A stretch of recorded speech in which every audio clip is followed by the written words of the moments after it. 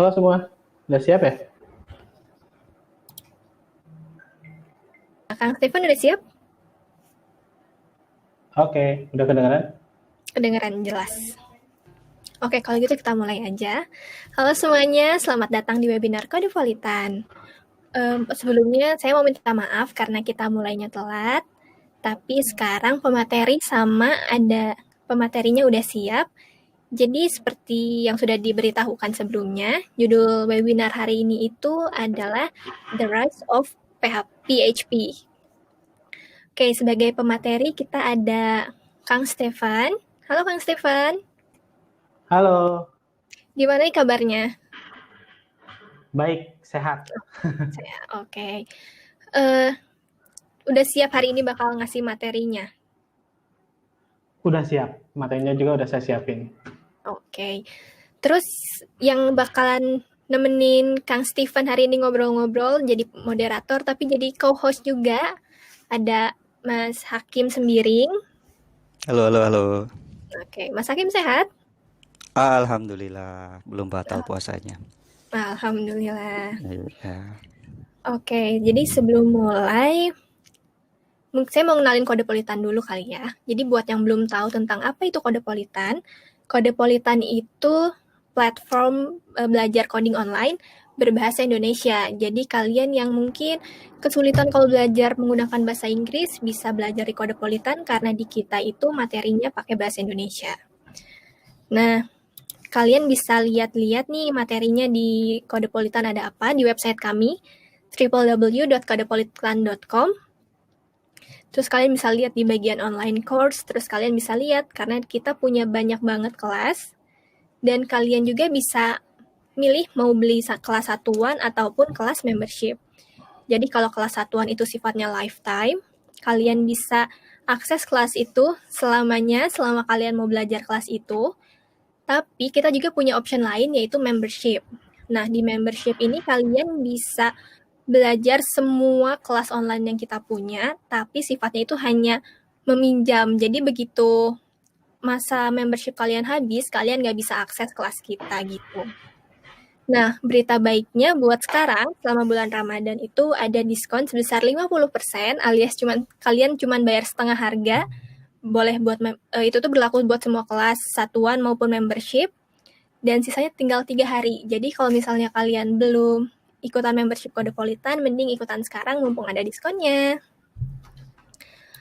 Oke. Kalau gitu sekarang udah pada siap belum sih buat dengar pematerian dari Kang Stefan?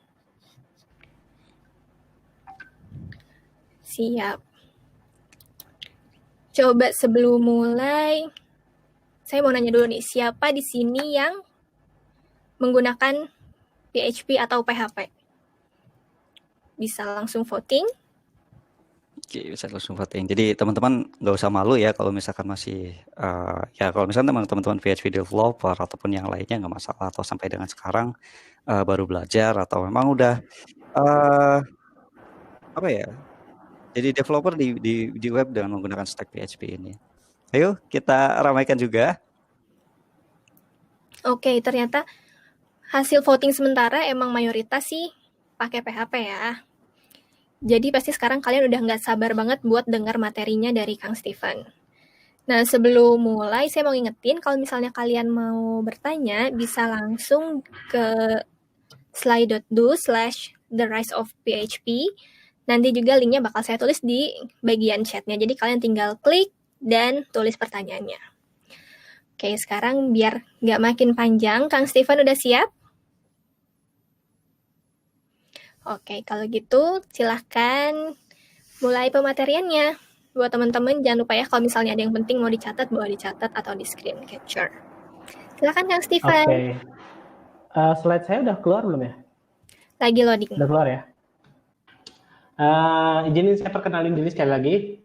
Nama saya Steven, saya lebih banyak dikenal orang sebagai founder dari AutoSystem Framework, salah satu framework PHP, dan juga saya lebih banyak dikenal orang sebagai pembuat library Raja Ongkir. Mungkin banyak teman-teman yang sudah pakai juga, khususnya yang di develop e-commerce kayaknya banyak pakai. Oke, saya lanjut ke materi ya. Nah, ini yang sering jadi pertanyaan banyak orang. PHP itu masih hidup apa udah mati sih?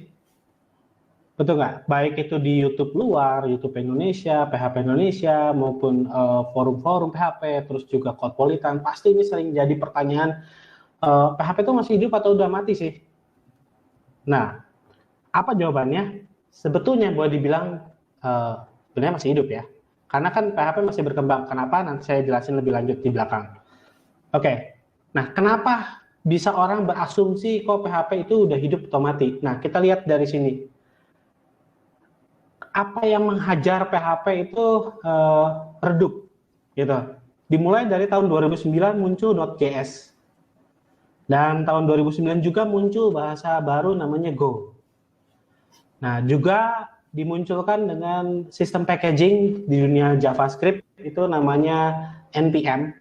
Itu mungkin pasti teman-teman pakai, apalagi kalau yang di sini suka full stack atau front end, itu pasti pakai juga. Dan juga kemunculan dari PWA atau Progressive Web Application itu tahun 2015. Nah, ini memukul mundur semua pengguna PHP karena rumorsnya itu beredar yang ya banyak mitos, banyak rumors-rumors yang gak jelas gitu ya, bukan gak jelas sih sebenarnya, karena kekurang tahuan aja. Jadi kurangnya informasi yang ada di dunia PHP khususnya di Indonesia itu membuat PHP itu sinyalnya redup gitu. Nah, kita lanjut ya. Nah, di sini muncullah sebuah mitos gitu, mitos-mitos dari PHP. Apa aja? Contohnya, PHP itu lambat, betul nggak sih? PHP itu lambat. Ya, Terus katanya lebih cepetan Golang, lebih cepetan Node.js, lebih cepetan segala macam lah, gitu ya, atau Erlang gitu ya. Terus juga PHP sering disebut tidak secure, bener nggak sih nggak secure, gitu. Terus juga PHP sering dibilang not scale. Not scale tuh nggak bisa scaling ya. Jadi kalau misalkan kita ngadepin concurrent-nya misalkan udah jutaan tuh, kayaknya nggak bisa deh PHP, kayaknya nggak akan muat gitu. Yakin? Nanti kita jawab, oke? Nah, lanjut dulu di sini. Nah, banyak juga orang salah kaprah. Apa yang jadi salah kaprah? Coba kita lihat. PHP itu disebutnya enggak. Lanjut lagi. PHP juga disebutnya bukan serverless. Nggak bisa serverless loh PHP. Yakin? Oke, kita lanjut lagi. Terus PHP itu sering dibilang juga nggak ada package management. Ya, kalau yang udah pernah pakai PHP dan udah pakai framework Laravel, mungkin ini sudah terjawab di kepala sendiri. Tapi buat teman-teman yang belum tahu, mungkin nanti kita jawab bareng-bareng. Terus nggak bisa ada socket. Katanya socket itu cuma bisa dipakai mungkin di Node.js dan lain-lain gitu. Kok ini nggak bisa nih kalau di PHP? Juga teknologi yang terbaru terkini disebutnya Progressive Web Application atau PWA nggak bisa juga.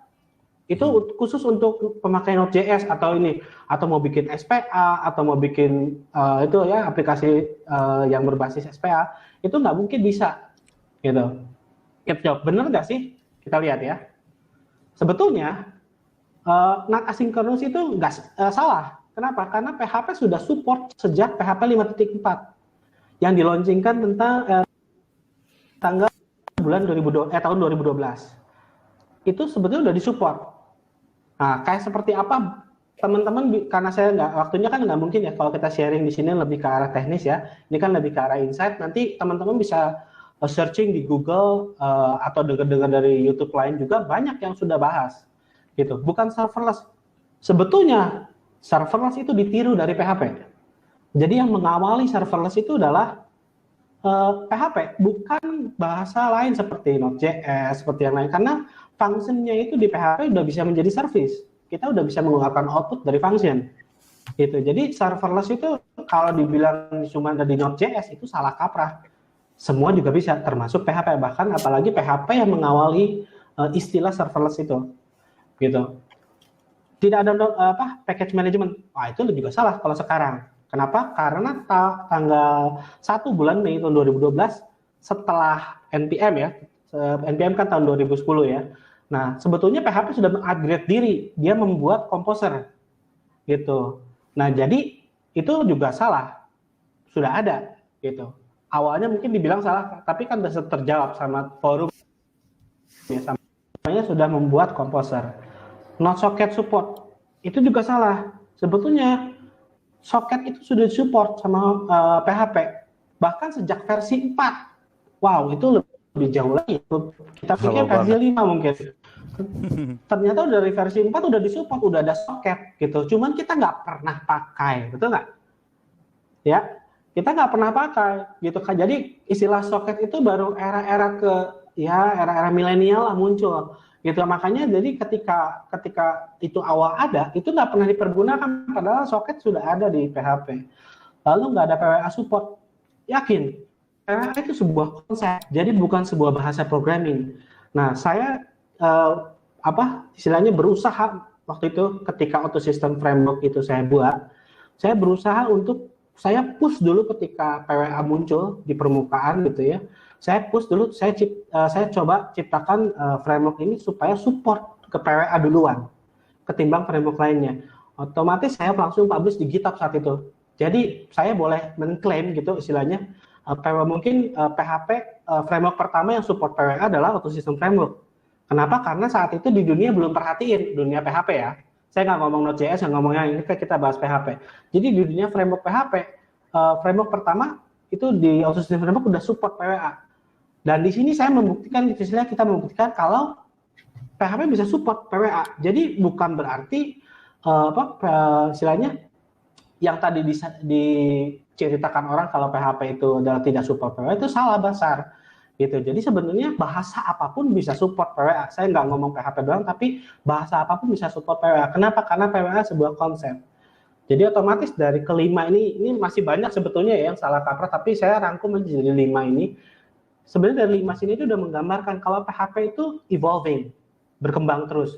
Jadi nggak mati, jadi terus berkembang gitu. Oke, kita lanjut lagi ke materi. Nah, akhirnya sejak PHP 7 muncul, itu lahir kembali PHP itu. Sebenarnya PHP itu bahasa legend ya, boleh dibilang. Kalau lu istilahnya coding cukup lama di dunia website gitu, mungkin kalau zaman-zaman dulu gitu istilahnya coding di WordPress, terus mungkin kena Joomla, Mambo, berarti artinya lu udah tua. Gitu. Karena itu legenda banget gitu, legend. Jadi zaman-zaman dulu tuh masih ada framework, bukan framework, CMS yang kalau istilahnya kita ngebangun website tuh pakai CMS seperti itu gitu. Yeah. Nah, framework Indonesia juga banyak, CMS Indonesia juga banyak saat itu yang berlahiran gitu. Kayak ada Aura CMS tuh buatan Indonesia tuh zaman-zamannya Joomla, Mambo tuh, zaman-zaman dulu deh. Zaman-zaman mungkin masih ada televisi si Unyil. Kayaknya teman-teman ada yang tahu. Oke, nah sebetulnya dari PHP 7 itu sudah dikeluarkan fitur-fitur yang buat saya bilang juara ya, gitu. Tapi ini ada beberapa yang codingnya itu lebih ke arah advance ya. Contohnya ini, abstract syntax tree, gitu.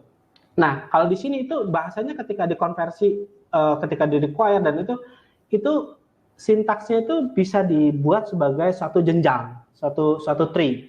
Gitu. Nah, nanti apa aja teman-teman bisa googling lagi lebih lanjut ya tentang AST ini atau abstract syntax tree ini. Saya nggak akan jelasin lebih lanjut karena saya ngejar waktu juga nih supaya kita lebih banyak nanti ke tanya jawab. Oke.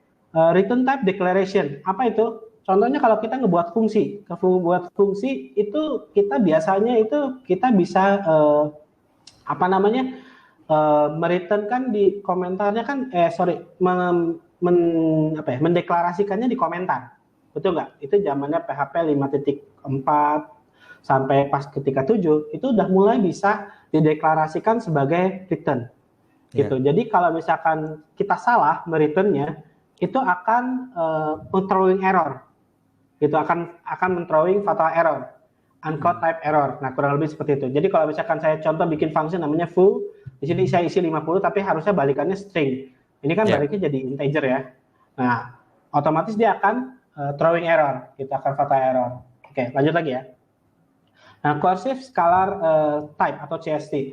Nah, ini juga sama, gitu. Jadi dia menangkap tipenya, tipe yang kita input di type hintingnya di sini. Kalau misalkan kita di sininya 6, ini codingnya salah, ini 6, ini bar. Sorry maklum, ini ngodingnya pakai PowerPoint. Oke. Jangan coba ya, ngodingnya pakai PHP Storm aja. Oke, atau pakai Visual Studio. Oke, nah lanjut. Di sini function itu bisa ketika dideklarasikan di sini tipenya string, itu ketika yang di input itu adalah tadi numerik atau integer, itu akan juga sama men-throwing notice gitu, kurang lebihnya. Oke, lanjut lagi ya. Nah, strict scalar type. Kalau kita deklarasikan ini strict, kita bisa jadi string. Jadi kalau misalkan stringnya harus string ya dia akan fatal error. Kalau tadi kan sebelumnya kan tidak fatal, tapi di notice. Kalau ini jadi fatal, gitu. Karena udah di strict. Nah kalau setiap kali deklarasi strict ini harus per file PHP dan sesudah tag PHP ya. Gitu. Jadi kalau sesudah komentar gitu masih boleh. Tapi misalkan kalau function kita taruh di atas itu nggak boleh. Gitu. Kurang lebih seperti itu ya. Oke, lanjut lagi ya. Nah type class property. Nah, seperti apa type class property? Jadi kalau dulu kita bikin kelas di PHP itu kalau yang udah mulai belajar OOP, itu kita kan nulisnya tanpa string ya, jadi cuma public foo sama dengan foo. Nah, kalau di PHP 7 dan PHP 8 itu bisa ditulis stringnya.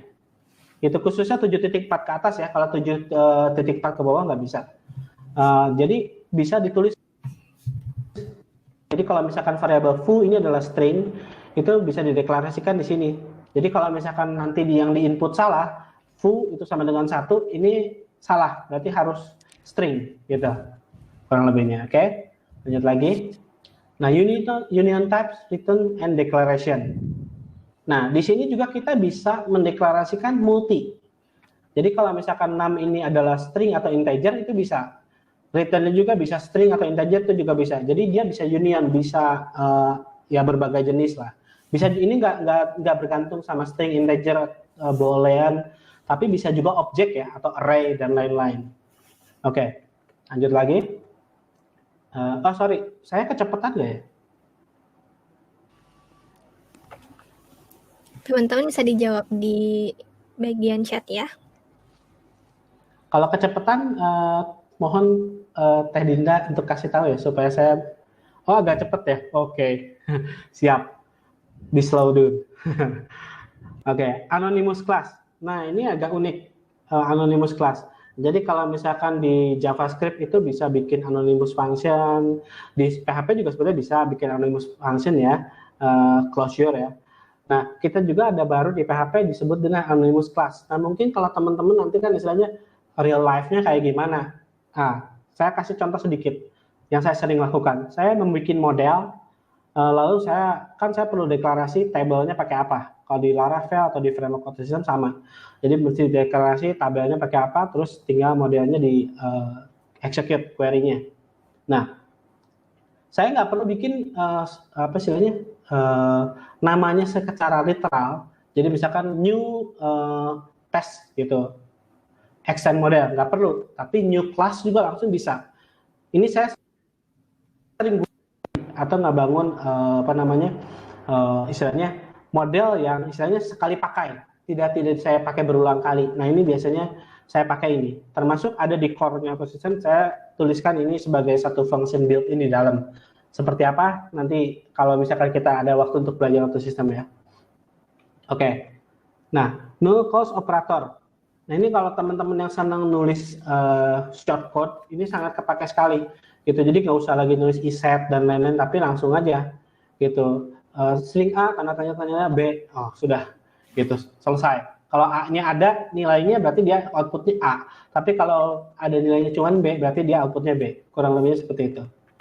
Ya, nanti teman-teman bisa belajar lebih lanjut lagi, atau juga teman-teman bisa dengar juga webinar Codpolitan waktu dengan web programming Unpas. Ini saya jelasin juga ada penjelasan tentang ini. Oke, specific operator. Nah ini fungsinya untuk aritmatik, itu untuk perbandingan antara besar kecil, besar sama dengan dan lain-lain. Nah ini contohnya, scriptnya juga sama gitu. Jadi di sini ada TIE Fighter, ada TIE Interceptor, ada TIE Bomber, ada TIE Advance X1 ya. Nah kurang lebihnya seperti ini. Jadi kalau di PHP 5 kita nulis itu seperti ini.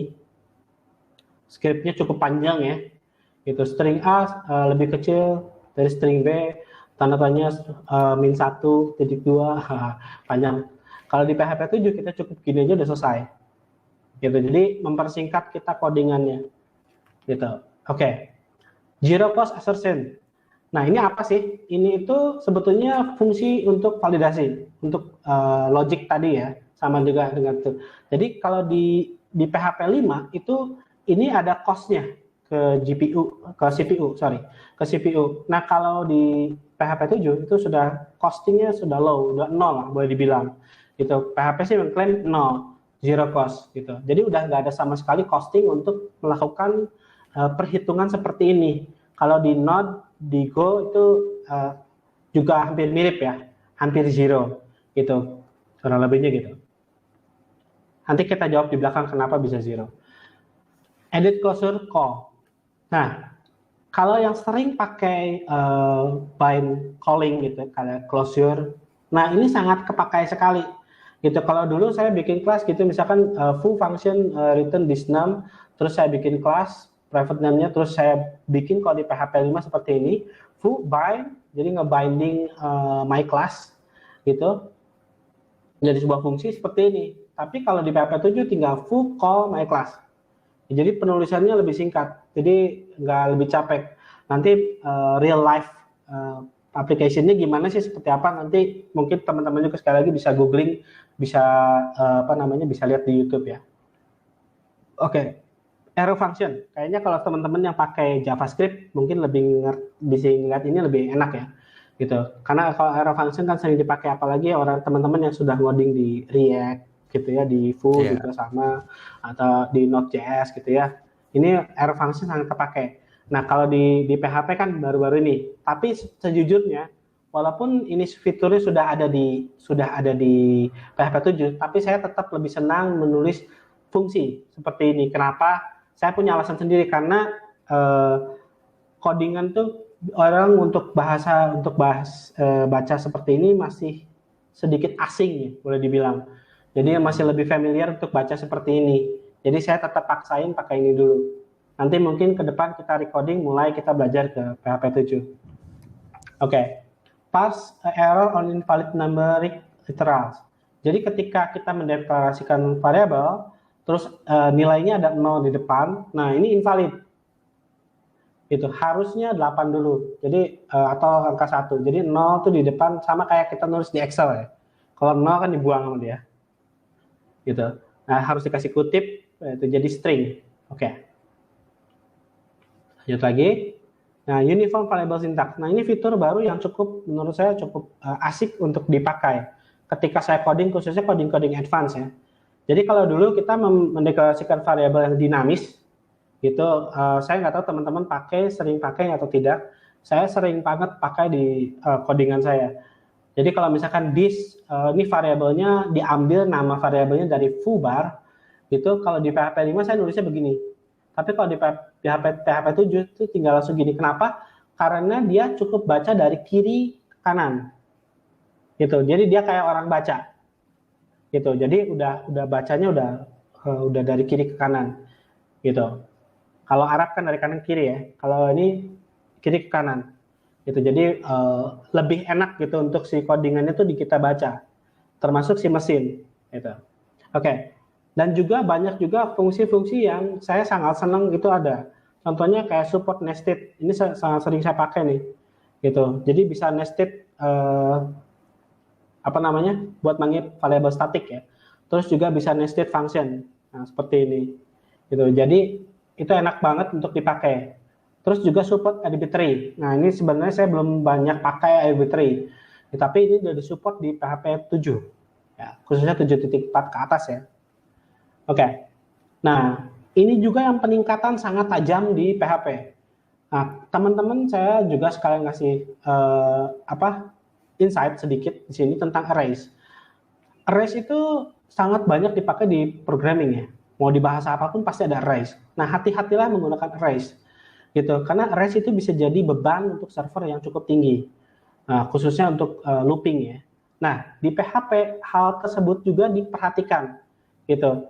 Jadi kalau kita di sini bikin 100.000 arrays looping, nah kalau di PHP 5 itu menggunakan 1366 megabyte Di PHP 7 itu hanya 391 MB. Jadi teman-teman udah bisa lihat, itu berkurangnya signifikan ya, sangat besar buat saya sih.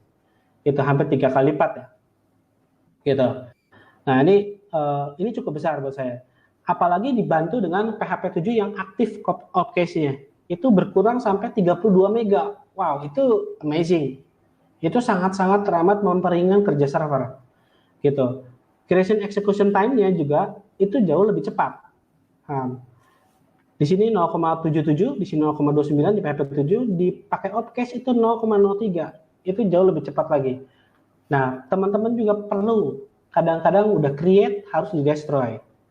Nah, create juga cukup cepat gitu. Boleh dibilang sangat cepat ya. Ini kan 1,45 second ya. Ini udah 0,05, ini udah 0,02. Wow. Gitu, udah hampir 10 kali lipat lebih cepat, bahkan dari PHP 7 sendiri. Kalau diaktifkan copy cache jauh lebih cepat lagi. Nah, apa kabar dengan PHP 8? Nanti kita di belakang. Oke? Jadi stay tune. Takut boring gitu. Oke. New reserve word. Nah, ada reserve word yang baru-baru. Contohnya boolean, integer, float, string, null, false, true, resource, object, mix, dan numeric. Mungkin ada lagi nanti, tapi saya ini dari update terakhir slide saya baru ini sih yang saya temuin gitu. Jadi ada reserve words baru gitu ya. Keywords itu teman-teman mesti tahu ya, kayak tulisan class, function, static. Nah, itu tuh adalah keywords. Nah, itu di reserve oleh PHP dan tidak boleh digunakan sebagai nama fungsi atau nama variabel kalau bisa. Hindarin gitu, karena bisa collision nanti sama bahasa mesin di dalam gitu. Nah, ini juga sama nih. Ini tambahannya dari PHP. Gitu, ini di reserve tidak boleh digunakan. Oke. Lanjut lagi. Nah, fitur-fiturnya juga ada yang killer dari PHP. Teman-teman udah dengar dari awal ada fitur-fitur juara sampai fitur-fitur killer. Nah, fitur-fitur ini itu adalah gabungan dari PHP 7 sampai ke PHP 8 yang akan masa depan yang akan dikeluarkan nanti Desember nanti. Gitu. Nah, apa aja? Ini contohnya ini, FFI. Nah, mungkin bahasanya masih asing ya. Gitu. Tadi saya sempat baca sedikit pertanyaan dari teman-teman di slide do. Gitu, ada yang PHP bisa nggak integrasi sama framework lain atau sama apa gitu ya. Nah, itu kurang lebihnya saya baca agak sekilas sih. Nah, sebetulnya PHP itu di masa depan itu sangat keren. Jadi kita bisa kolaborasi sama bahasa lain. Contohnya bahasa C atau bahasa C++, atau Python, atau Java, bahkan Go, gitu. Ini interfacing-nya gimana? Itu langsung di coding dipanggil di PHP language-nya. Itu di bahasa PHP upgrade-nya ini paling keren menurut saya sih. Jadi kita bisa manggil webcam, bisa manggil hardware. Ada teman-teman juga boleh lihat di GitHub itu ada teman-teman yang udah bikin juga dari luar, yang bisa udah manggil webcam, manggil barcode, manggil fingerprint dan lain-lain. Jadi dia bisa integrated gitu dari PHP-nya langsung ke hardware. Itu karena kan hardware banyak dikendalikan oleh C atau C++ ya, atau Python atau bahasa command line gitu. Nah, ini bisa dipakai gitu, bisa diintegrasikan langsung ke script PHP-nya. Jadi ini sangat enak banget gitu. Itu fitur, menurut saya ini fitur yang killer banget ya. Gitu, karena framework lain mungkin, bahasa lain mungkin belum tentu bisa sebaik ini gitu. Nah, ini harapannya juga. Oke. Nah, ini fitur yang sangat ditunggu oleh semua PHP coders. Khususnya orang yang mulai scaling up ke aplikasi besar. Nah, saya akan ada alamat di sini sekaligus cerita. Kenapa sih tadi kan waktu di awal slide sempat baca PHP itu katanya mitosnya nggak bisa di scaling, terus nggak secure, gitu ya. Dan juga PHP itu lambat. Nah, ini akan di-kill semua sama JIT ini. JIT itu singkatan dari just in time. Nah, kenapa? Kita lihat sedikit. PHP itu waktu di PHP 5.0 itu nggak seperti ini. Jadi kalau di PHP 5 itu untuk jangka ke VM itu untuk jangka dilaksanakan di CPU itu masih agak jauh. Nah, saya ini cerita di PHP 7 aja ya, supaya kan PHP 5 udah di-kill ya, udah dibuang, nggak ada ini, jadi teman-teman jangan pakai lagi, karena itu memang udah nggak secure. Oke. Nah, dari PHP 7 itu jadi ketika kita membuat script PHP dan dijalankan ketika ada request datang atau income datang, income request, nah itu PHP itu akan dikompil menjadi opcodes. Nah, ketika sudah dikompil menjadi opcodes, nah akan di-running di virtual machine. Nah, setelah di-running di virtual machine, itu baru di-running ke CPU. Nah, fungsi opcodes ini adalah mengkonversi dari bahasa PHP menjadi bahasa yang dimengerti oleh mesin. Gitu. Nah, di PHP 7 itu sudah ada di di PHP 8 itu sudah dikompil menjadi bahasa mesin langsung. Jadi kalau teman-teman tadi lihat di sini, ini dikompil menjadi opcodes dulu, lalu di-run ke virtual machine, lalu di-run ke CPU. Nah, kalau di PHP 8 itu langsung. Jadi PHP dikompil menjadi bahasa mesin dan dirubah menjadi supaya di-running di CPU. Nah, itulah just in time. Jadi membuang satu step yang seluruh programmer PHP itu nggak diperlukan, gitu. Programmer server engine-nya nggak diperlukan. Jadi mereka mereka membuat bahasa compiling opcodes itu dibuang, langsung di-running ke bahasa mesin. Nah, ini membuat PHP nantinya ke depan akan bisa setara dengan bahasa mesin. Kalau ini bukan saya promote yang lain ya, tapi karena saya kenal baik juga sama Mas Andika Gali. Mas Andika Gali juga sempat cerita di YouTube-nya tentang gimana sih cara belajar programming awal. Nah, dia jelasin tentang bahasa dari stepping, bahasa yang dimengerti oleh human dan bahasa yang dimengerti oleh mesin. Nah, PHP itu kan sebenarnya interpreter, bahasa yang dimengerti oleh manusia tapi tidak mendekat ke mesin. Nah, PHP mengejar ke arah mesin. Kenapa? Karena mau lebih cepat, itu harus lebih ke mesin. Gitu, karena mesin kan otomatis. Jadi PHP membuat sistem just in time ini untuk mendekati ke arah bahasa mesin. Ini seperti bahasa yang disediakan oleh Go, Node.js, itu juga sama. Gitu. Tapi menurut saya, kalau dari saya, itu PHP sekarang ini untuk PHP 8 itu jauh lebih mendekati ke Go ketimbang ke Node ya. Karena Node itu sama-sama diinterpretasikan. Gitu. PHP juga sama, tapi PHP sudah mulai membuang satu jenjang. Gitu. Jadi udah mulai mendekati lebih ke bahasa mesin. Nah, di PHP 7 juga sebenarnya udah bisa dirasakan. Jadi kalau income datang, itu namanya disebut dengan memorize payload codes. Gitu. Nah, jadi ketika dikompil dari bahasa mesin, itu di PHP itu udah disimpan di RAM. Jadi kalau misalkan nanti teman-teman misalkan ada request lagi datang, dia nggak dikompil lagi jadi bahasa mesin. Jadi dia ngambil dari RAM-nya. Jadi kalau selama mesinnya belum di-restart ya, dia diam di RAM. Gitu. Dia diam di RAM dan baru di-run ke CPU. Nah, itu sangat mengubah kecepatan.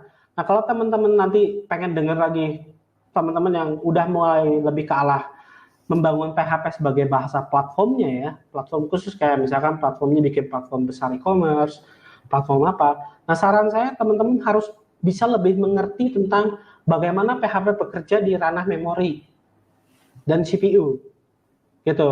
Karena itu halnya sangat penting untuk dipelajarin karena teman-teman akan bisa mulai mengoptimalisasi codingannya teman-teman. Contohnya kapan mendeklarasi, kapan meng-unset, jenis array mana yang dipakai, gitu. Karena di PHP itu kalau teman-teman sudah pasti, teman-teman bisa jangan pakai bahasa cuma array, sekedar array. Kalau misalkan string A sama dengan array, gitu ya. Nah, tapi bisa pakai fixed array, gitu. Itu PHP libraries, standar PHP libraries. Tadi teman-teman bisa pelajarin. Nah, itu akan sangat berbeda pola hitungnya. Kenapa? Karena JIT value-nya juga beda. Nah, kalau teman-teman pengen dengar lebih lanjut, sekali lagi tadi di Codepolitan nanti ada yang waktu ketika sama buat programming Unpas, teman-teman bisa dengar di sana. Itu saya jelasin cukup lebih detail ke arah memori ya. Jadi I/O-nya seperti apa itu lebih detail di sana. Nah, teman-teman kalau yang sekali lagi yang ngomongin platform, saran saya dengerin gitu supaya teman-teman ngerti. Jadi itu akan meng-kickback gitu. Kalau PHP itu nggak bisa scaling, PHP itu bisa scaling. Nah, nanti saya akan lebih jelasin lebih lanjut pemaparannya di belakang ya, di tips ya. Gitu. Jadi sebenarnya PHP bisa scaling. Bukan nggak bisa secure. Secure itu berada di arah di ranah user. gimana cara kalian atau kita mengoding secure atau less secure, gitu. Yang bisa nutupin hole itu kita, gitu. PHP dibuat dari bahasa awalnya ya cukup secure lah saya bilangnya ya, cukup secure, gitu. Tapi kenapa kok PHP kan sering kali nggak dipakai sama perusahaan-perusahaan besar ya? Betul nggak? Kayak kita cerita ya perusahaan di Indonesia aja ya, contoh. Ini nggak ada endorsement ya. Kita bilang web yang sudah dipakai cukup besar, satu startup di Indonesia. Dia penyedia jasa tiket, dan dia awalnya dibangun sama framework namanya Scott Ignatius 3. Nah, dia dibuat, lalu dia berpindah ke Java. Kenapa kok pindah ke Java? Kenapa nggak mempertahankan di PHP? Alasannya selalu sama, tipikal menurut saya. Gitu. Alasannya adalah nggak cepat, terus juga nggak bisa nanganin concurrent ya, nggak cepat, terus juga nggak bisa nanganin keamanannya cukup istilahnya kurang secure lah dirasanya gitu, dan lebih memilih bahasa Java. Why? Karena Java itu lebih premium dipandang orang. Kenapa? Karena perusahaan besar yang membackup dia. PHP siapa yang membackup? Salah satu PHP, misalnya company yang backup utama itu adalah Zen, gitu. Tapi sisanya nggak ada. Oh, pikir PHP nggak secure, gitu. Oke. Tapi balik lagi, itu pendapat semua orang dan kita nggak bisa, misalnya menjudge gitu. Oh, tetap aja pakai PHP, ngapain pindah ke Java? Nggak bisa, karena itu udah ada di ranah bisnis ya, gitu. Di ranahnya bisnis. Jadi kalau misalkan kenapa harus PHP, nanti kita jawab di tips belakang, gitu. Tapi intinya adalah PHP itu nggak bisa disepelekan itu sebagai sebuah bahasa. Apalagi sekarang perkembangannya sudah wow, gitu. Oke, lanjut lagi dulu. Nah, ini atribut metaprogramming. Nah, teman-teman mungkin agak sedikit asing. Tapi kalau teman-teman bongkar G framework, Symfony khususnya, bukan G, tapi Symfony framework itu sudah mulai pakai atribut seperti ini, gitu. Nah, itu istilahnya ini sangat dipakai nanti ke depannya. Jadi akan berubah, semua codingan akan seperti ini, gitu. Pemaparan seperti apa? Sekali lagi teman-teman bisa googling. Oke, lanjut dulu ya. Oh, fitur-fitur yang memperkuat apa aja? Oke. Nah, ini salah satu sedikit saya bacain aja ya. Removal of many deprecated features. Nah, jadi di PHP 78 itu sudah dibuang yang deprecated, sudah nggak ada lagi. Terus 64-bit integer support on Windows. Ya kalau teman-teman kan kebanyakan kalau server kita pakai Linux ya, jadi nggak terlalu kerasa sih. Gitu. Clean up edge case, integer overflow, underflow. Ini juga sama, banyak di clean up bahasa-bahasa yang casingnya juga masih berantakan, gitu istilahnya. Nah, support string wing length juga ini sama. Itu ya mungkin lebih banyak dirasakan di sisi perhitungan, gitu. Perhitungan kalkulasi ya, gitu. Karena PHP itu peningkatannya lebih ke arah kalkulasi sih. Jadi kalkulasinya lebih cepat di PHP 8 atau PHP 7. Gitu. Terus Unicode Code Point Escape Syntax ini juga sama. Gitu. Ini Ini untuk bahasa Unicode. Jadi kalau misalkan kayak teman-teman bisa mainin karakter ya, escaping karakter. Nah ini lebih baik di PHP 7 sama 8. Terus juga international karakter. Ini juga ditambahin tapi harus pakai extension ya, namanya Intel extension. Gitu. Lanjut lagi. Oke. Much more CPU cache friendly. Juga ada new memory allocator similar to Gemalog. Nah, ini teman-teman juga bisa googling ya. Ini bahasanya kan lumayan unik juga. Intinya adalah saya kasih resumenya dari semua ini, saya baca dulu ya. Faster Addressable Integration API, Array Duplication Optimization, terus ada tadi JIT yang sudah saya ceritakan tadi, ada fast Gen Parsers Parameter, terus ada Faster Stack Allocation GFolts gitu ya, untuk ini optimasi di heap, juga untuk optimasi virtual machine. Terus ada Global Register Variable, juga ada 100 micros optimization ya. Jadi ada optimalisasi kecil yang dipakai di PHP. Nah, resume dari semuanya itu adalah PHP itu berusaha mengejar bahasanya bukan cuma berkembang dari bahasa bahasa untuk membangun aplikasi web saja. Jadi kalau teman-teman kan kebanyakan sekarang ini kan pakai PHP tuh hanya untuk sebagai back end ke back office dari aplikasi webnya gitu. Jadi kalau penyedia API gitu ya, itu sering pakai PHP gitu. Nah, PHP mulai mengajar ke arah bahasa mesinnya. Jadi kalau teman-teman sering bangun aplikasi cron, nah saya sering banget bangun aplikasi cron dan pakai PHP gitu. Kayaknya buat bangun tuh paling enak gitu. Kenapa? Karena saya nggak usah pakai bahasa lagi yang lain, nggak usah belajar lagi bahasa lain dulu. Pakai bahasa PHP cukup untuk bikin cron, untuk bikin sending email, sending SMS, untuk bikin queuing gitu ya. Nah itu lebih baik kita satu bahasa supaya nggak pusing juga untuk belajarnya. Nah memang ada pro cons otomatis ya. Pro consnya adalah mana yang lebih baik, lebih cepat dan lain sebagainya. Tapi intinya adalah kita get it done gitu, menyampaikan pekerjaan selesai. Nah, balik lagi ke PHP tadi. Jadi sebetulnya PHP itu memperkuat di sisi kalkulasinya, kalkulasi dan pemanfaatan arrays. Karena arrays itu sangat dipakai paling banyak. Arrays, objek itu di dunia programming itu dipakai paling banyak. FIFO, jadi first in first out, last in first out gitu ya. Nah itu sangat diperhatikan di PHP 7 sama 8. Jadi kalau teman-teman yang ngoding dari kiri ke kanan, dari atas ke bawah, itu benar-benar diperhatikan sama PHP. Jadi otomatis akan memperbaiki kecepatan si servernya lewat coding yang sudah lebih rapi di dalam, di lobbynya. Oke, nah apakah PHP akan mati? Jawabannya sebetulnya nggak mungkin mati. Why? 78,9% itu masih pakai PHP di dunia ini, bahkan terus berkembang ya, terus meningkat. Jadi rasanya mungkin harus nunggu sekitar 25 atau 30 tahunan lagi PHP baru mungkin turun ke 25% kali atau 50% gitu. Jadi masih sangat lama, kayaknya kita udah kakek-kakek nenek-nenek gitu baru dia turun. Gitu, mungkin ada bahasa lain menggantikan kalau PHP-nya nggak dikembangkan terus sama komunitasnya. Jadi menurut saya PHP nggak akan mati. Gitu, bahkan akan terus berkembang. Nah, Oke. Nah, apakah untung belajar PHP? Nah, kita gabung sama tipsnya nanti.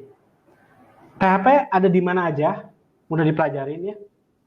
Misalnya gini, coba aja teman-teman berojo masuk SMK, pasti udah langsung belajar PHP. Karena dosennya cuma bisa karena gurunya cuma bisa PHP. Masuk kuliah, masuk kampus juga sama. Begitu diajarin PHP lagi ketemunya. Gitu. Karena ya PHP cukup mengakar. Gitu, dan PHP itu sangat baik untuk belajar SSI. SSI itu server side include. Untuk belajar OOP, design pattern, terus fast, microservice. Nah, saya remark sedikit di SSI. Teman-teman kalau belajar PHP pasti otomatis kenal dengan keyword require atau include. Itu enggak? Nah, itu adalah untuk SSI, untuk server side include. Untuk merequire satu file untuk digabungkan dengan file-file lainnya. Nah, coba lihat siapa yang niru. JavaScript. Makanya keluar require.js. Di Node.js itu menjadi backbone utamanya. Gitu. Itulah uniknya SSI, server side include. Nah, kita belajar di mana? Di PHP awalnya. Gitu. Ya, maksudnya untuk kultural di Indonesia ya, saya ngomong nggak bisa di luar ya, tapi di Indonesia. Kulturalnya di Indonesia itu semua, baik itu SMK maupun kampus, itu semua belajarnya mulai dari PHP. Gitu. OOP juga enak untuk dipelajari di PHP. Gitu. Nggak terus strict, tapi juga cukup strict sekarang. Gitu. Kalau teman-teman tadi kan, kalau udah teman-teman kan tadi kan di belakang kan baca tentang tadi di slide saya tentang type hinting ya, itu cursive scalar ya types-nya. Nah itu kalau di Java itu dipakai, itu di Java OOP-nya sudah pakai duluan. Nah di PHP mulai ditingkatkan, mulai ke arah sana, gitu. Jadi OOP-nya sangat enak untuk dipelajarin di PHP, gitu. Design pattern juga sama, banyak design pattern. Teman-teman juga mungkin kalau belajar OOP dan design pattern itu juga cukup luas juga gitu. Nah, saya boleh bilang gini, expertise satu bahasa itu minimal 10 tahun. Why? Karena harus 10.000 jam terbang. Itu baru lu fasih satu bahasa. Gitu. Ini saya cerita sedikit tentang pengalaman saya belajar. Saya belajar tahun 2005. Belajar bahasa programming PHP. Sebelumnya saya belajar ASP, Java, terus dan lain-lain. Framework yang saya kuasain pertama kali Zen Framework. Lalu pindah ke CI. Saya CI lovers dulunya. Lalu bikin framework sendiri. Nah, saya perjalanan itu, saya banyak belajar dari kebangunnya dari PHP. Saya untuk pindah bahasa, saya ngoding Java, ngoding .NET, saya ngoding Go, saya ngoding JavaScript gitu. Itu pola pikir logika saya kebangun sekali di PHP. Gitu. Ngoding .NET juga sama. Karena kita perlu membentuk logik kita berpikir dulu.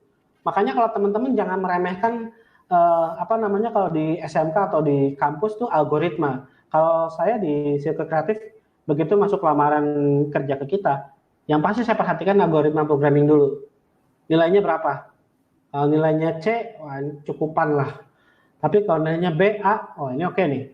Kita lihat lebih lanjut. Kenapa? Karena dia membangun pola pikirnya di sana, algoritmanya di sana, gitu. Algoritmanya gimana, polanya gimana? Jangan-jangan dia nggak bisa baca soal cerita lagi, gitu. Cuma bisa 1 tambah 1, gitu kan? Kalau algoritma kan lebih ke arah cerita, kan?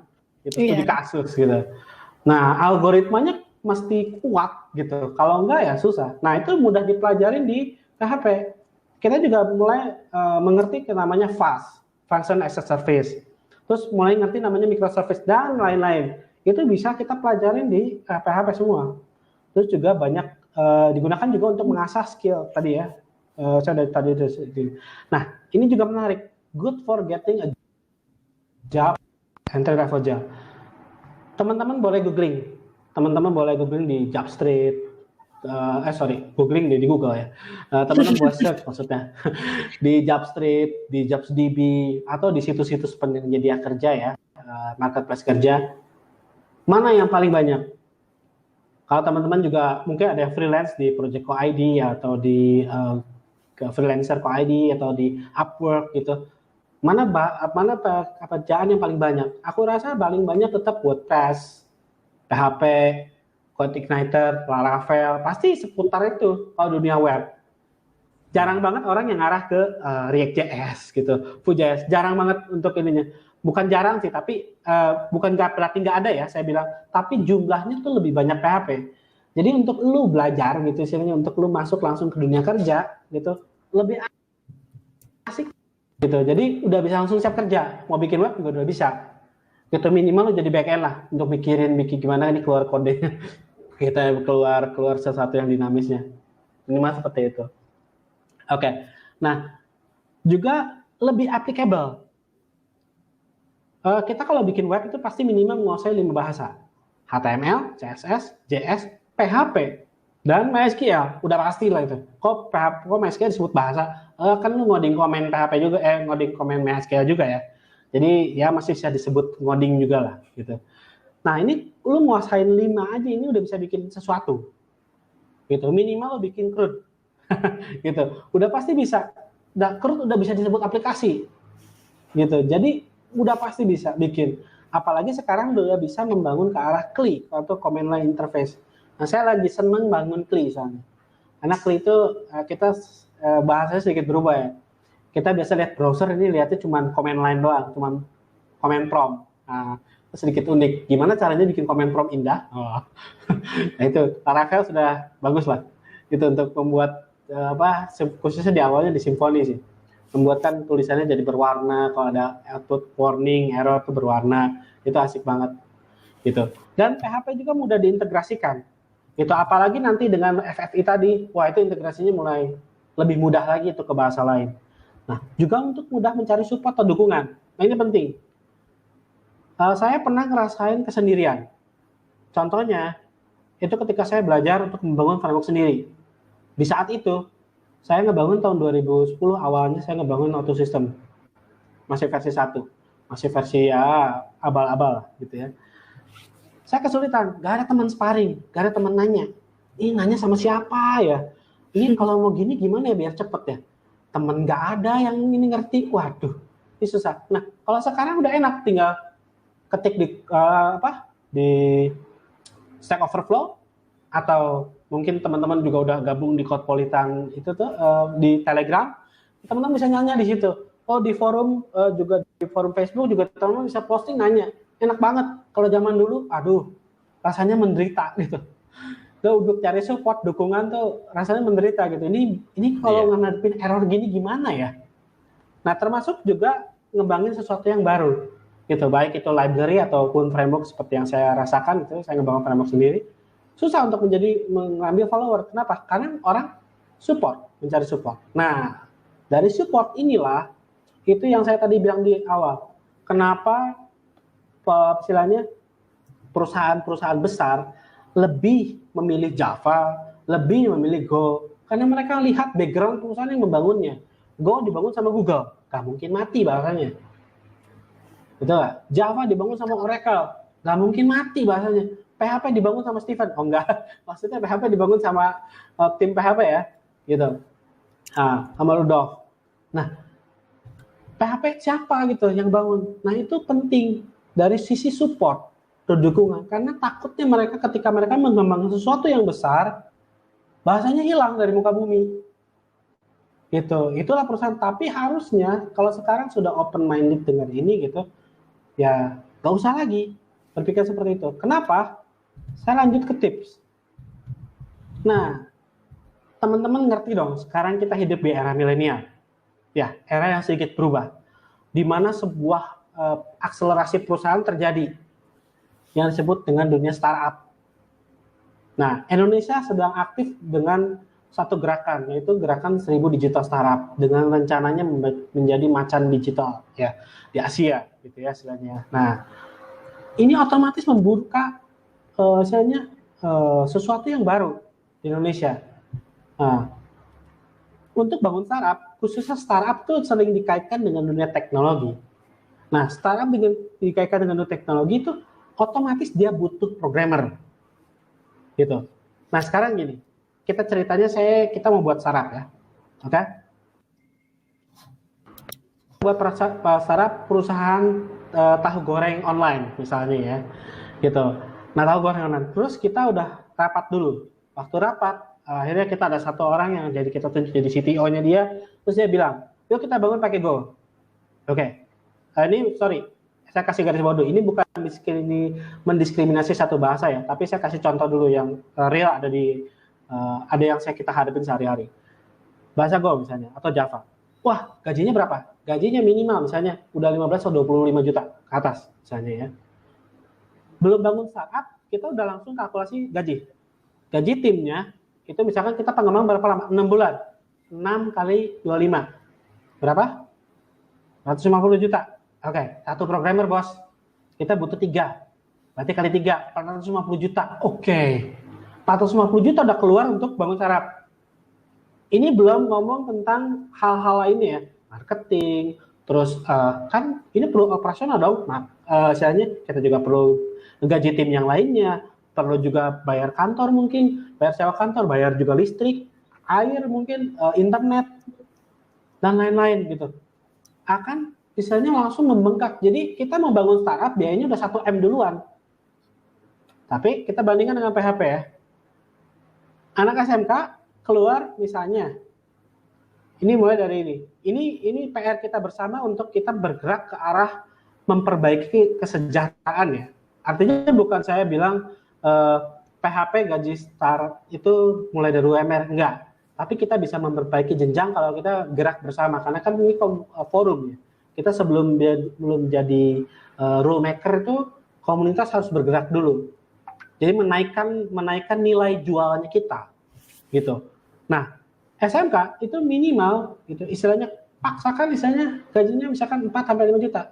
Jauh. Tapi si bisnis bisa berjalan.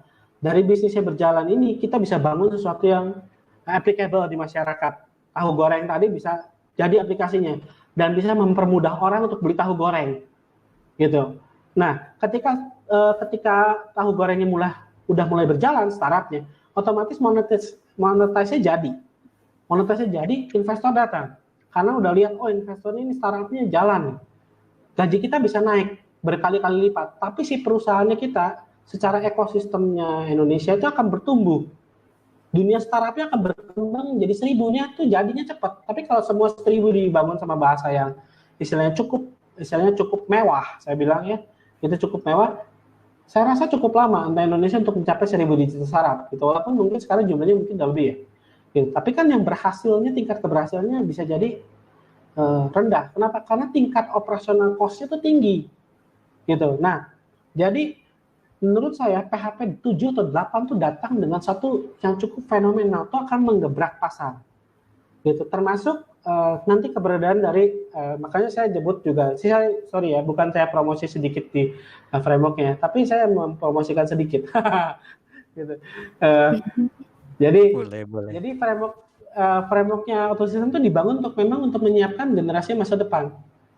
Jadi framework support ini udah ada, walaupun ya sekarang juga ada Laravel, ada siapa, ya jangan dibandingin lah. Kenapa? Yang ngoding 4 orang dikali 400 orang ya beda, main.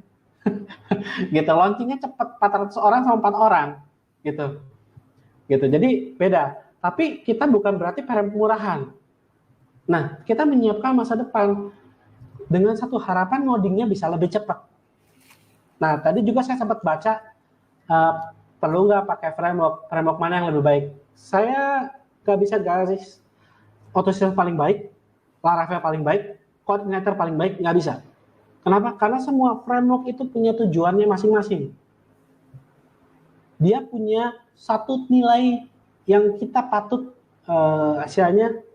tonjolkan di satu bahasa, satu framework. Jadi nggak bisa mukul rata Laravel baik, CI baik, belum tentu. Atau Autosystem lebih baik, belum tentu juga. Saya nggak bisa ngejagoin framework saya sendiri. Tapi saya membuat segeneralisasi mungkin. Kenapa? Karena yang ngoding adalah teman-teman. Iya. Yang ngebangun aplikasi teman-teman, yang ngebangun startup teman-teman. Gitu. Jadi bukan kita yang ngebangun frameworknya, bukan. Gitu. Tapi kalau teman-teman mau membangun framework untuk perusahaan teman-teman juga, itu juga boleh, sah-sah aja. Kenapa? Karena untuk dibangun sebagai closed source. Jadi artinya supaya source code-nya aman. Kalau pakai open source katanya nanti hole-nya ketahuan orang. Salah men pemikirannya. Kalau hole-nya diketahui orang, itu banyak yang nutupin. Banyak yang bantu nutupin kalau banyak yang pakai. Akhirnya framework semakin lama semakin secure. Begitu pula bahasa. Gitu. Jadi bahasa programming. Jadi kalau semakin banyak kontributor yang memperhatikan, semakin banyak penggunanya, oh ini nemu kesalahan di sini, oh nemu kekurangan di sini, oh nemu hole di sini, akan semakin misalnya berubah, akan semakin lebih secure, akan semakin lebih aman, lebih juga misalnya lebih bisa diandalkan gitu. Nah, bicara tentang lebih aman gitu ya. Aman tuh kita sendiri. Contohnya, ini kita real aja ya, tapi kita nggak usah buka codingannya. Teman-teman boleh ngacung di chat yang ngakuinnya, jangan ketang, gitu ya. Nah, ini contoh, kita bahas pakai framework CI ya, karena kayaknya yang paling general diketahui oleh semua orang di sini, gitu. Di CI ada namanya kalau manggil di controller tuh this input post, kalau di CI 3 ya. Ada juga variabel global yang disebut dengan string post, betul? Nah, teman-teman ngodingnya pakai apa? Pakai string underscore post atau pakai this input post? Sedangkan CI sudah mendeklar kalau lu mau pakai istilahnya pembersihnya lah ya, istilahnya si cleaning service-nya itu ya di kontrolnya itu harus pakai di input post, bukan pakai string underscore post. Teman-teman ngodingnya pakai mana? Saya rasa masih ada yang ngoding pakai string post. Jadi yang bikin bocor siapa? Yang buat framework atau apa kita sendiri? Kebanyakan dari yang ngodingnya sendiri ya? Nah, itu dia. Jadi kebanyakan dari yang sini. Katanya frameworknya pakai Laravel berat, pakai CI berat, pakai Autosystem lebih berat, katanya misalnya gitu. Salahnya bukan yang bangun framework, men. Sarannya kita yang ngoding. Lu ngelakuin for each dalam for each, ya berat lah. Nangkep kan ya? Istilahnya.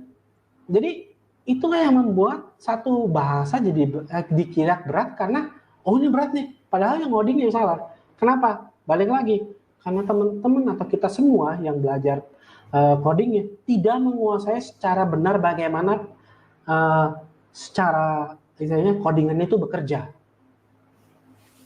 Gitu. Padahal banyak caranya untuk kita memperbaiki optimasi codingnya. Jadi belum tentu kalau mencapai 100.000 concurrent itu udah ganti bahasa jadi Go. Belum tentu, men. Gitu, pakai PHP juga bisa. Gitu, apalagi sekarang udah ada React PHP ya. Jadi udah katanya udah lebih cepat lagi lah untuk menghitungin concurrent. Nah, teman-teman bisa coba ke arah sana.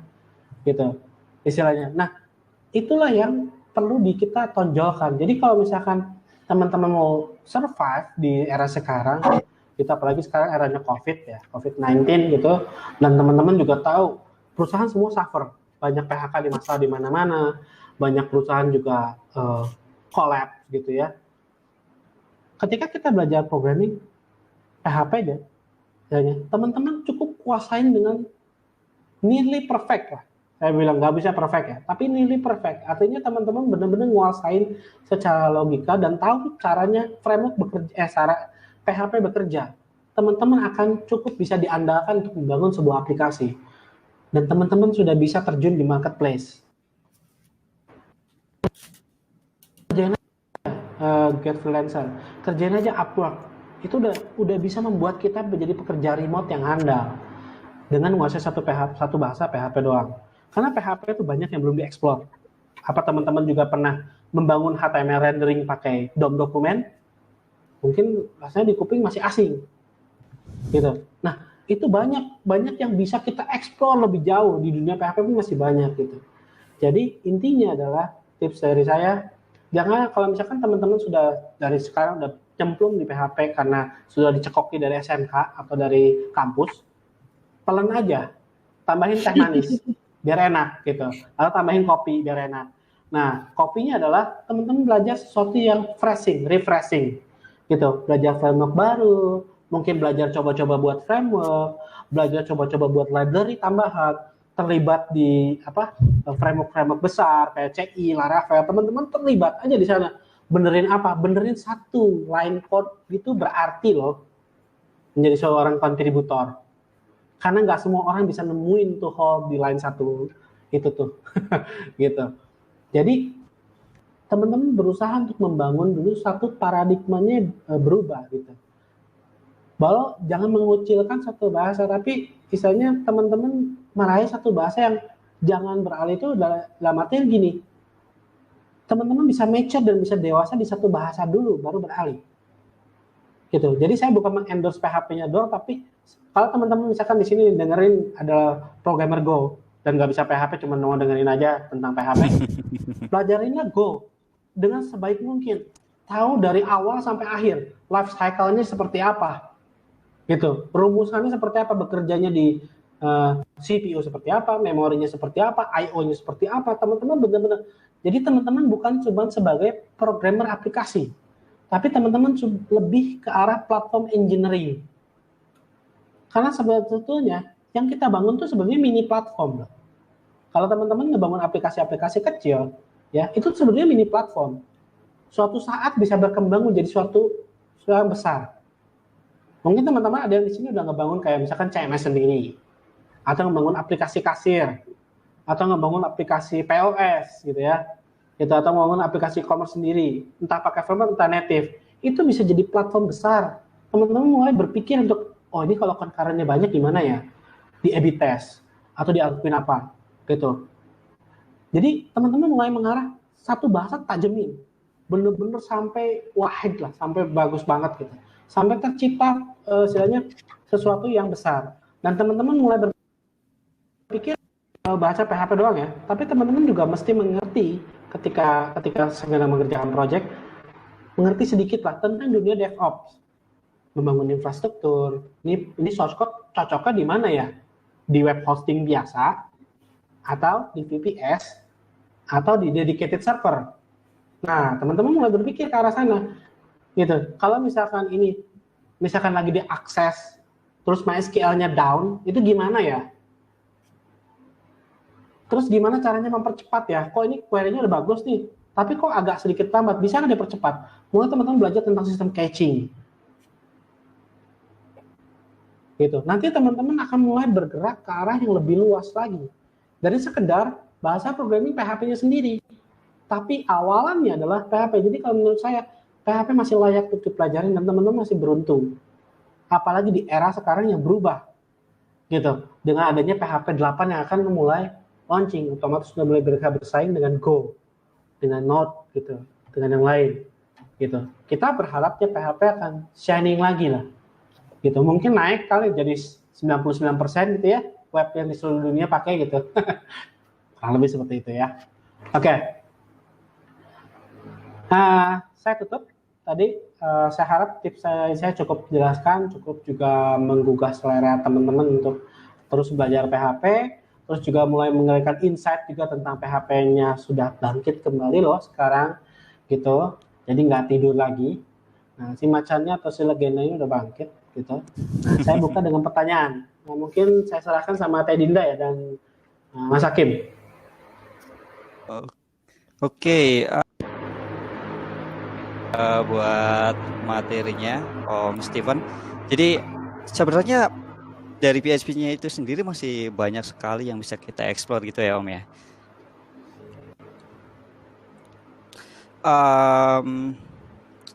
Oke.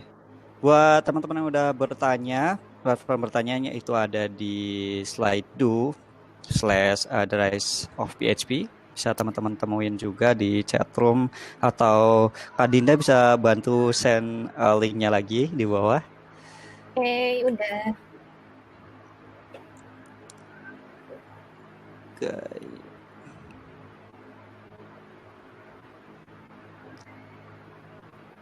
Coba kita lihat dulu pertanyaan yang masuk buat pertanyaan hari ini ada berapa ya.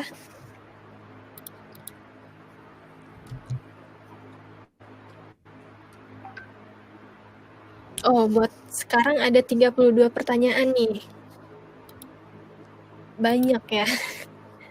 Wah, udah banyak. Oke. Mungkin bisa apa dulu nih? Yang paling atas di sini ada yang nanya nih Om.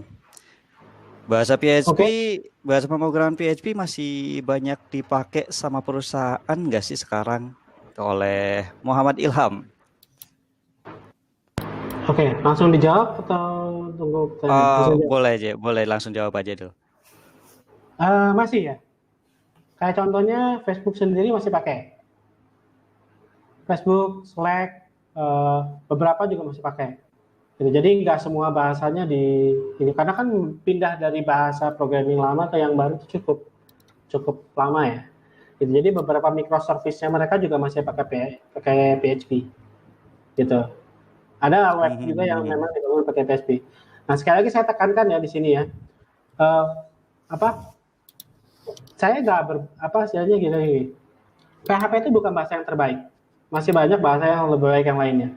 Tapi PHP bahasa yang cukup bisa diperhitungkan untuk berdiri di Indonesia. Jadi kalau teman-teman mau membangun aplikasi, cukup boleh membangun pakai bahasa PHP juga lumayan. Gitu. Nanti baru teman-teman nanti kan teman-teman akan rapat tadi di dunia bisnisnya gitu ya. Namun bisa beralih ke bahasa lain gitu.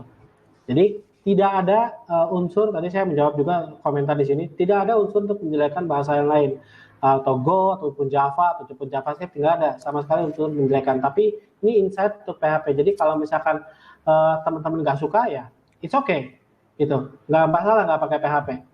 Nah, tadi balik ke pertanyaan tadi, masih banyak kan perusahaan yang pakai PHP? Masih banyak, jelas. Gitu, perusahaan-perusahaan besar masih banyak, termasuk WordPress. Itu perusahaan juga kan. Itu Zen. Itu juga perusahaan. Itu juga mereka pakai bahasa PHP. Jadi, masih bisa diandalkan. Dan termasuk perusahaan saya sendiri, saya membangun startup juga pakai bahasa PHP. Gitu.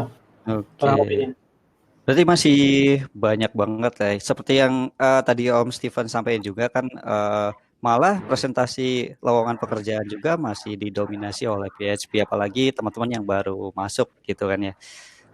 Ya, betul. Oke, buat pertanyaan pertama sudah. Selanjutnya ini ada lagi nih pertanyaan dari Joko. Bagaimana cara mengingat coding PHP? Sebenarnya programmer itu harus nggak sih nginget codingan atau nginget konsepnya atau mahamin algoritmanya gitu? Mungkin ada tips dari Om Steven. Nah, tipsnya adalah belajar naming convention, gitu, dan belajar beli buku, bukan cuma cara membuat satu aplikasi, Jadi kalau misalkan tuh black box-nya lah istilahnya. Oke, Jadi oke. belajar function-nya apa. Gitu misalkan teman-teman mungkin pernah dengar nggak fungsi array merge misalnya ya, ini fungsi sederhana ya, gitu. Ya. Atau fungsi align intersect, gitu. Atau seperti itu. Nah itu kita harus paham, gitu. Jadi jangan serta-merta kita harus bikin selalu function-function baru, tapi kita bisa bikin dari function-function yang sudah ada. Saya termasuk penganut original taste, gitu. Dalam artian gini, kita selalu menggunakan bahasa-bahasa yang original, gitu. Contohnya framework yang kita bangun juga itu pakai HTML rendernya pakai DOM dokumen. Terus juga di core dalamnya itu pakai SPL, double linked list, SPL fixed array, itu dipakai semua di PHP framework ini. Nah itu karena itu bahasa yang dibangun oleh PHP-nya sendiri gitu. Class library-nya dibangun oleh PHP sendiri. Jadi kalau misalnya bagaimana cara mengingatnya, memang mesti dihafal sih, gitu. Dan mesti latihan. Jadi kita mesti tahu cara kerja satu fungsi. Itu khususnya fungsi-fungsi internal tadi atau kelas-kelas internal. Oh, kelas ini untuk ini ya. Gitu. Oh, kelas ini untuk ini. Mungkin teman-teman kayak pernah dengar class reflection class. Itu buat apa ya? Nah, tadi kan function class itu buat apa ya? Teman-teman mesti belajar lebih dalam tentang itu. Gitu. Nggak cukup cuman sekedar mengenal PHP coding sendiri. Naming convention tadi itu membantu kita mengingat codingan juga. Codingan kita sendiri termasuk.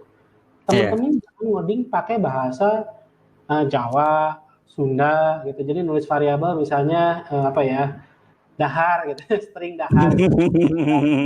String it gitu. Gitu ya. Jadi sorry kalau kasar ya. Jadi string it gitu. Jadi Jadi bahasanya lebih mudah dimengerti dan bahasanya universal. Inggris kan bahasa internasional ya, umum. Jadi pakailah bahasa Inggris standar, gitu. Tulisan juga mengikuti PSR kalau di PHP. Ya, gitu. Ada PSR juga ya. Oke. Terus, yang paling sering banget ditanyain sih sebenarnya udah disampaikan juga sama Om Steven ya. Ibaratnya apalagi sekarang di JavaScript baru muncul tuh Om, Deno gitu, mau ngalahin Node.js. Nanti semakin banyaknya teknologi yang masuk atau yang terakhir, PHP ini nasibnya gimana sih gitu? Ya, akan tersingkir nggak dengan JavaScript gitu ya? Iya. Kalau menurut saya enggak, gitu. Contoh ya, ini JavaScript itu mulai dengan dunia baru yang disebut dengan SPA, betul nggak? Terus gitu juga segala sesuatu di-render di sisi klien. Oke. Itu awalnya, ya kan? Nah, PHP itu adalah bahasa server side. Jadi otomatis semua di-render di server. Sekarang JavaScript, gimana caranya ya supaya ini bisa di-render di server ya? Nangkap Pak istilahnya? Jadi bahasa front end pengen jadi back end, bahasa back end yang jadi front end. Gitu. Benar. Jadi menurut saya ini war-nya nggak akan berakhir, tapi itu saling melengkapi, gitu. PHP nggak akan bisa menyentuh di browser karena dia bahasa server side. JavaScript sebaik-baiknya JavaScript, dia juga di interpreter pakai Node di dalam, dirubah lagi jadi bahasa mesin dan lain-lain, baru di execute. Jadi mau sebaik-baiknya dia menciptakan bahasa back office atau bahasa server gitu, misalnya buat di server itu server side, dia nggak akan bisa misalnya mengalahkan pendahulunya yang sudah jauh lebih baik. Karena dia ada optimasi sendiri gitu. Tapi bisa jadi bahasa JavaScript yang ada di Node untuk di server juga bisa jadi perbaikan dari yang ini juga. Sesuatu yang baru juga belum tentu tidak baik ya. Gitu. Tapi jadi baik juga. Tapi intinya gini, saya nggak mau tekankan di arah JavaScript atau PHP, gitu. Nggak mau tekankan di situ. Tapi teman-teman nyaman di mana? Teman-teman nyaman di mana? Kalau teman-teman nyaman di PHP, berarti teman-teman nature-nya adalah server side. Kembangan juga beda. Kalau teman-teman arahnya JavaScript, silakan JavaScript. Kalau semua PHP programmer pindah ke JavaScript, siapa yang pegang programmer PHP? Siapa yang pegang pakai aplikasi-aplikasi dulu gitu. Jadi itu punya followersnya sendiri, punya niche sendiri. Jadi kalau saya ngomong tersingkir, itu saya rasa nggak mungkin ya. tersingkir karena masing-masing punya pangsa pasarnya sendiri. Apalagi PHP yang berkembang, itu otomatis akan sesuatu ada fitur yang baru yang dirasakan lebih enak untuk berjalan di bahasanya itu sendiri. Jadi belajarlah untuk ini, bangunlah pola berpikir ini satu bahasa, baru pindah. Gitu. Oke. Non-blocking membuat orang tertarik CS dibanding PHP. Jadi perbandingannya itu kan kalau di JavaScript asinkronus gitu, non-blocking, bisa kayak seakan-akan multi-thread gitu. Nah, betul. Itu multi-threading juga sering jadikan isu utama di PHP. Gitu. Sebetulnya teman-teman boleh googling di YouTube namanya ReachPHP, teman-teman bisa lihat caranya dia tuh membuat PHP menjadi asinkronus, menjadi non-blocking. Lihat aja. Karena gini, non-blocking atau itu sebuah konsep. Sama kayak PWA tadi. Di bahasa manapun bisa diimplementasikan. Tinggal gimana kita isi user ngodingnya. Mungkin butuh library tambahan, mungkin butuh struktur tambahan, tapi intinya bisa dipraktekkan.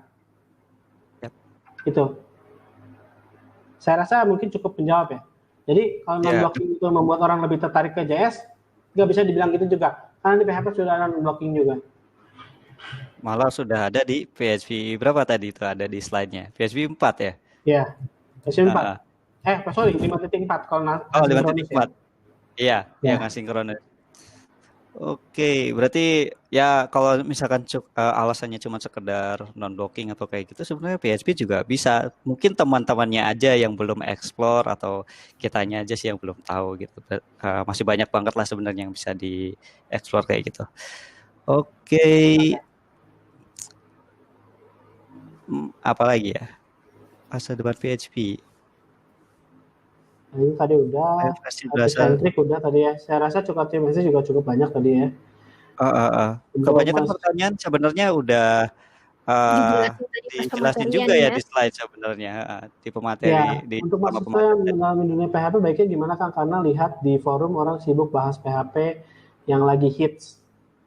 Nah, ini juga menarik juga nih. Untuk mahasiswa yang ingin mengalami dunia PHP bagaimana Kang? Saran saya belajar dari yang sederhana dulu. Mulai belajar dari buku aja yang sering disukain. Karena itu ngebangun dulu dasar. Yang penting teman-teman nyukain dulu bahasanya dulu. Kalau teman-teman nggak nyukain, contoh kayak saya, waktu saya cerita di awal kan, saya dulu pernah belajar ASP, Java, Go belum ada dulu. Java, pernah belajar juga .NET. Jatuhnya pilihan saya ke PHP. Kenapa? Kayaknya easy for learning gitu. Nah, disukain dulu. Kalau udah disukain baru terjun. Jadi kalau pengen mendalami itu timbulin dulu rasa sukanya dulu. Teman-teman lihat dulu bahasanya, kenalin dulu gitu. Kalau teman-teman enjoy, lanjut. Kalau teman-teman nggak enjoy, saya nggak bisa maksa juga.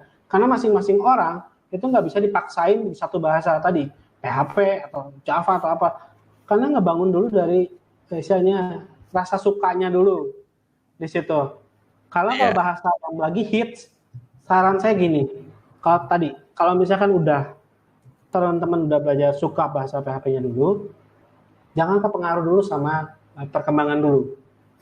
Perkembangan diikuti learning tapi teman-teman harus tajam.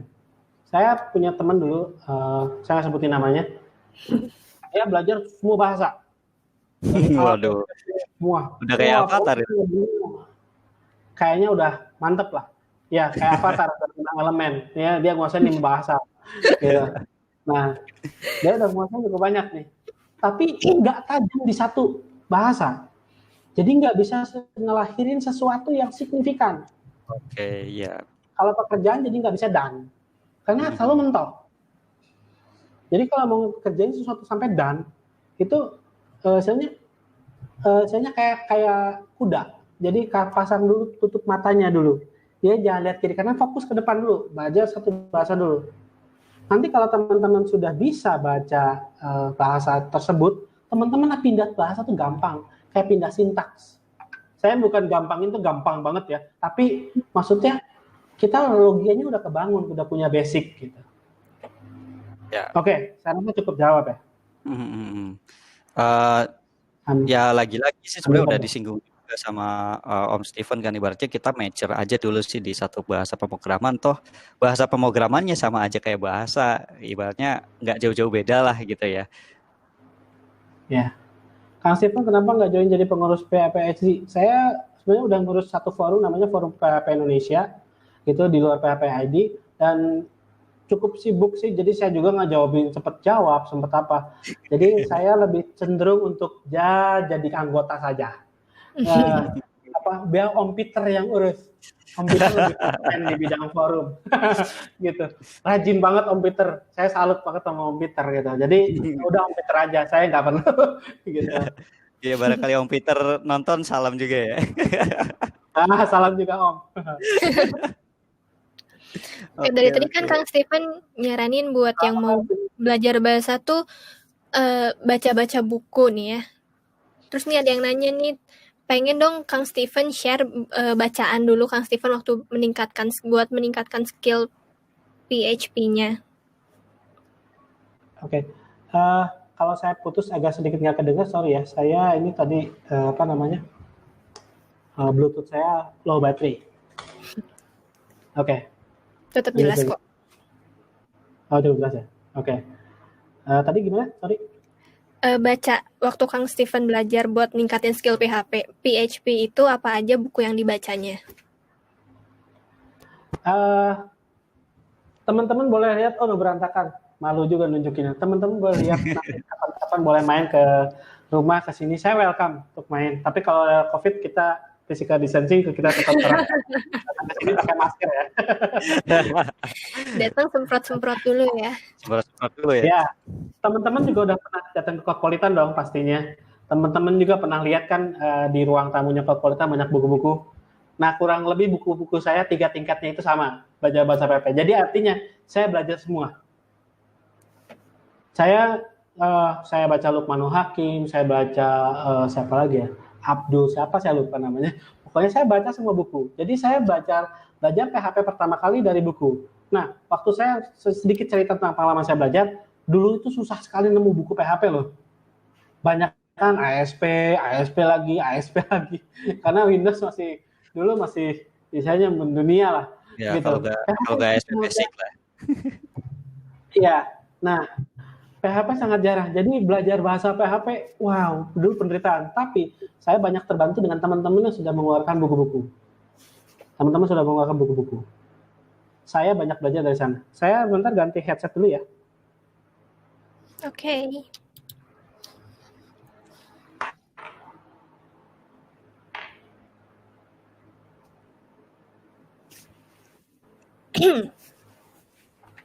Oke, sudah kedengaran lagi? Udah. Ini ada pertanyaan menarik nih. Gimana caranya menjawab teman yang suka membuli atau meremehkan programmer PHP? Wah, kalau suka dibully itu sama tadi seperti gini. Misalnya gini.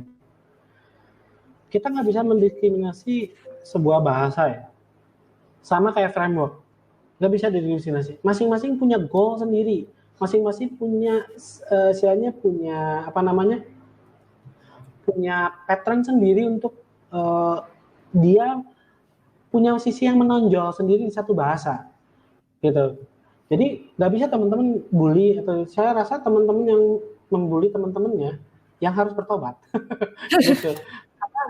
Karena pelajaran juga belum tentu benar. Paling buat saya gini, tantangannya gini, emang lu udah ngasilin apa? Udah ngasilin sesuatu yang signifikan? Kalau belum? Kalau sudah? Nah, saya seperti itu, karena kita nggak bisa mendiskriminasi satu bahasa. Nah, mungkin saya juga tetap mempelajari Golang. Saya juga tetap mempelajari React. Saya juga tetap mempelajari Vue. Saya nggak bisa lihat Vue jelek, nggak mungkin lah. Sekarang eranya udah berkembangnya beda, gitu. Yeah.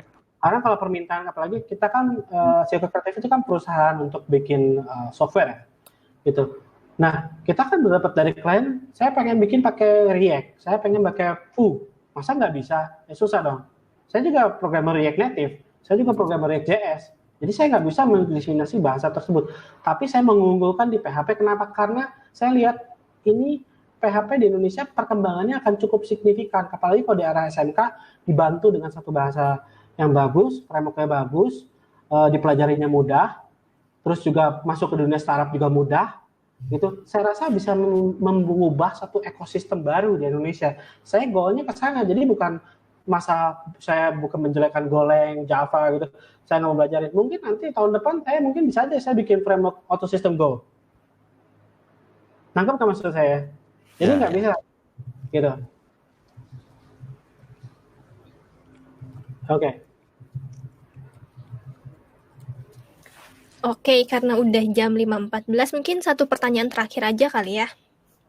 Ya, kalau yang mau jawab ya, kalau yang mau jawab nanti bisa kontak Mas Steven langsung atau main ke rumahnya ya, asal bersih-bersih dulu. Iya. Bawa surat keterangan tidak COVID.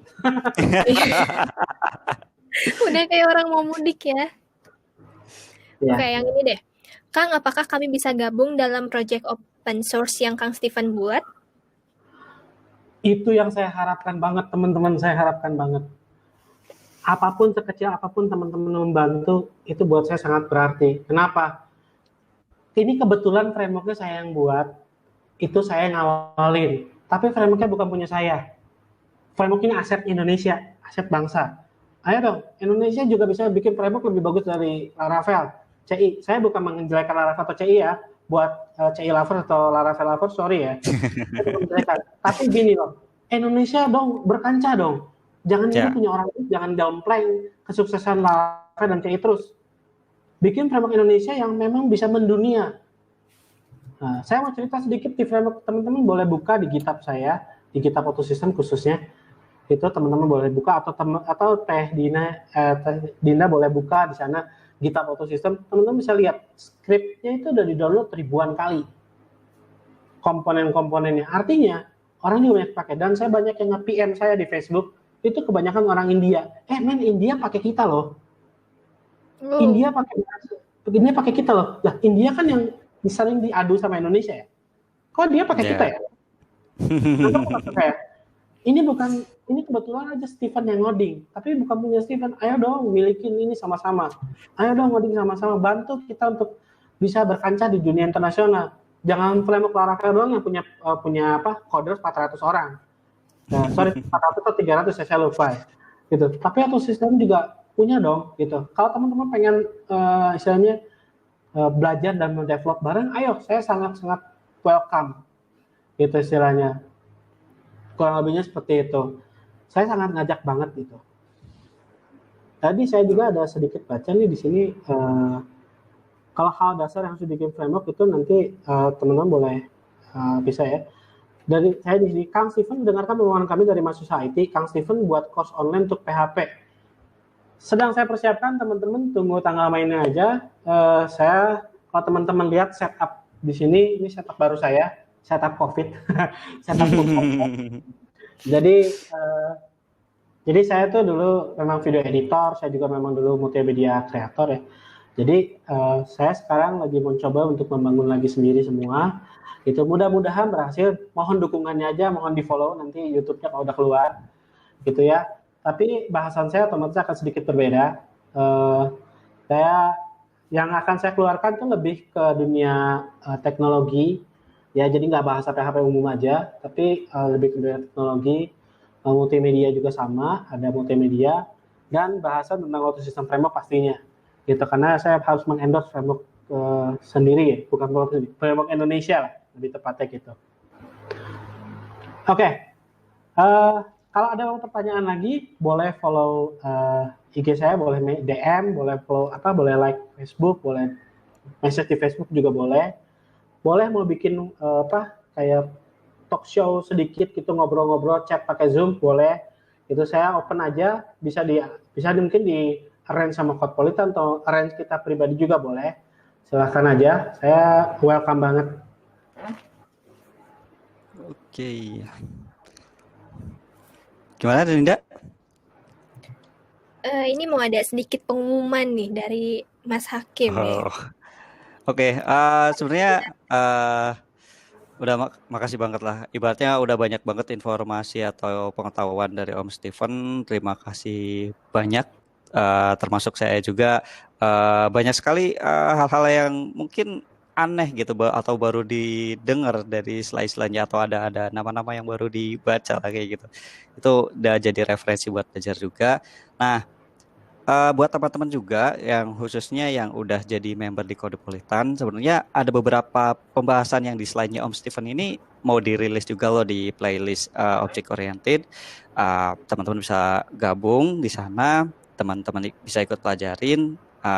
Seenggaknya ini awal buat teman-teman masuk ke kelas OOP lanjutan ini gitu. Jadi kalau misalkan yang belum join juga, ya mumpung lagi setengah harga ya Teh Dinda ya. Ya, Betul. Boleh lah join. bocoran. Bocoran Nanti nih, bocoran. di Kodepolitan 3 juga. hari lagi nih. Oke, paling segitu aja. Jadi nanti konten-konten saya juga akan ada di Kodepolitan, jadi bocoran aja. Aduh, Jadi tahu. Berarti mumpung lagi diskon, ayo teman-teman. Biar nanti begitu kelasnya Kang Steven rilis bisa langsung akses ya. Ya. Oke, Mas Hakim ada yang mau ditambahin? Banyak banget sih, udah banyak banget dari Om Steven. keren. Penutup dari saya, mohon maaf kalau ada salah kata, kalau ada mungkin terus ada salah kata atau salah silap ya, itu atau cenderung untuk menjelekan apa sesuatu nggak ada sama sekali. Saya mohon maaf, itu hanya sebagai contoh aja. Oke? Oke, kalau gitu kita tutup aja buat webinar hari ini. Terima kasih banyak buat teman-teman yang udah nonton, udah ngikutin kita dari awal sampai akhir. Dan makasih juga buat Kang Steven udah share ilmunya yang banyak banget ilmu yang di-share hari ini buat kita semua. Buat Mas Hakim juga terima kasih. Dan karena sebentar lagi Lebaran, saya mewakili keluarga besar Kodepolitan ingin mengucapkan minal aizin wal faizin, mohon maaf lahir dan batin. Selamat liburan, jangan mudik, jangan lupa tetap belajar di Kodepolitan, dan jaga kesehatan. Kita bakal ketemu lagi setelah Lebaran. Oke, wassalamualaikum warahmatullahi wabarakatuh. Assalamualaikum.